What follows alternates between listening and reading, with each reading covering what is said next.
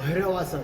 भैरवासन कसं करायचं तर दोन्ही पायामध्ये थोडंसं अंतर घ्यायचं 1 ते 1.5 फुटापर्यंत आणि सरळ उभं राहायचे.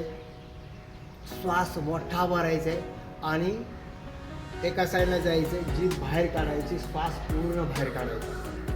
त्याने काय होणार आहे तर आपलं डोके शांत होणार आहे, चेहरा सतेज होणार आहे, घशाचे छोटे मोठे असणारे प्रॉब्लेम निघून जाणार आहे, आपला आवाजसुद्धा चांगला होणार आहे, आपला राग शांत होणार आहे.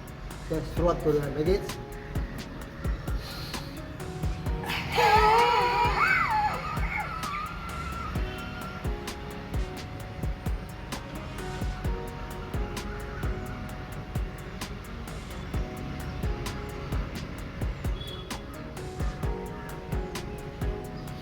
समोर यायचं आहे, श्वास भरायचा आहे आणि पुन्हा सावकाश श्वास घ्यायचा.